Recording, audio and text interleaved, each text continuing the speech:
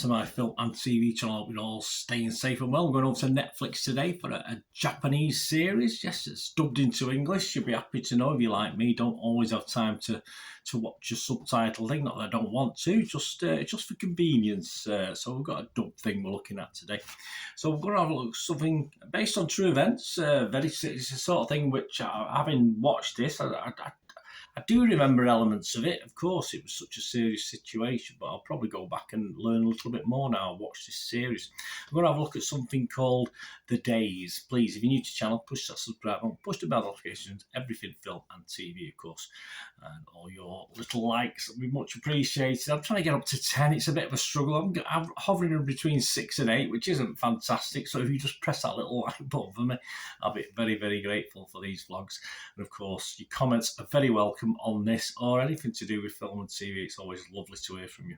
Yeah, so it's an 8-episode series. It first aired on Netflix on the 1st of June 2023. I'm recording this on the 13th of June. I've just come back from Old Turkey watching football, so I'm recording this on the 13th of June. Bit tired, bit worn out, but yes, it's the first thing I sort of feel. I think I just had an episode to watch, so I managed to watch this last episode, so I've done this little review. And it follows the Japanese government officials, Tokyo Electric Power Company employees and Fukushima Daiichi nuclear power plant employees in Okuma. Japan is in the wake of the 2011 Tohoku earthquake and tsunami. The massive waves and structural damage caused damage to the nuclear power plant, leading to the Fukushima nuclear disaster. The series explores a series of events in the immediate aftermath, where some consider the people involved to be heroes who prevented a much larger nuclear disaster. I'm going to go with that version of it, while others blame them for not preventing the disaster that occurred. Maybe elements of that to it, but hey, you can all react to what actually happens, can't you?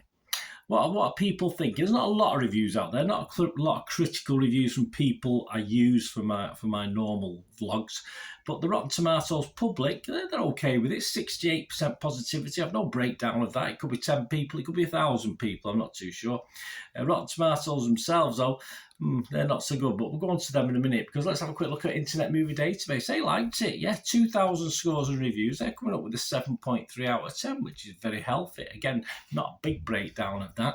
I think that will drop slightly, but not a bad score. So the critics, all we've got really, as I say, there's no one I trust to sort of relate their views of it. So all we got is a total on Rotten Tomatoes positivity of just 40%. That's 40%. So not very high on this, and I can thoroughly understand it.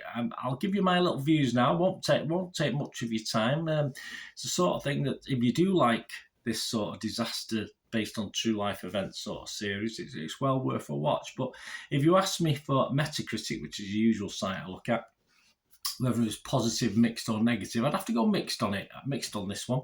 If you're asking me for Rotten Tomatoes, though, I'm not going to go rotten on it. I would have to say if you stick me fresh or rotten, I'd have to go fresh on it. But as far as the score is concerned, yeah, I don't think it quite hit that 7.4 out of 10 mark that it's getting Internet Movie Database. I've given this a 5.5, which isn't a disaster. 5.5 out of 10. Well, the film's based on a disaster, but the score's not a disaster. 5.5 out of 10. I'll give it that. I mean, I was a big fan, and obviously I can still remember. I think I watched the series twice. I was that enamoured with it when it first came out. Of course, of the series based on Chernobyl, their TV series. Of course, it wasn't produced by Russians. You know, it was obviously a US-based production, I believe. I remember. If my memory goes back, I had a quick look for it. It was before I was doing these vlogs, so I was trying to find an original review, but it must have been a little bit before I started. But Chernobyl is fantastic, and I'm comparing this to that, and really, you can't really compare the two. This one doesn't ever really get near the intensity or the dramatisation or the feel of that series. So if you love Chernobyl, I'm not going to say you're certainly not going to love this one, which is, as I say, a more updated version. There's just too much repetition in the discussions between the various people about what's going on. It doesn't exactly grab you, and even the action is a little bit limited compared. All right, probably 100 for the budget, I don't know, spent on this, but yeah, it doesn't sort of grab you on the action side. It doesn't really grab you on the verbal side. It doesn't really grab you on the characters. There's one or two you sort of like and getting involved with and are sorry when bad things are happening, but it doesn't really expand on the actors and the characters. Sorry, the characters, not the actors. It doesn't really expand on the characters of people, perhaps, that Chernobyl did. And it does what I say, it only works occasionally and not very often. 8 episodes, far, far too long. It could have been at least halved, I think. At least you're probably talking a 2.5 hour film out of this, or you're probably talking 4 45-minute episodes, something like that. And I think it might have made it tighter and a better watch. Overall, it's okay. The dubbing is fine, nothing wrong with the dubbing. I can leave it to say most of the time I'm sort of listening rather than watching, depending on if it switches to a bit of action. The dubbing is fine. It is an interesting dramatisation of true events, if a little bit long-winded. That's the problem with it. But as I say, not many characters to sort of hang your hat on and want to stick up for, which...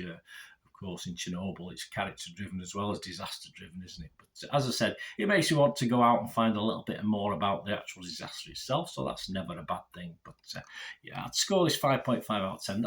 Not a total failure, but as I said, if you have high hopes after watching Chernobyl, this is a little well down the scale compared to that. But of course, no less a serious situation that it's dramatising, which we always have to remember that, don't we? It's based on true life, so find out a little bit more about it from elsewhere.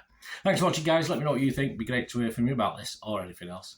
Until the next time, that's one thing, don't worry. Please stay safe, everyone. Bye for now.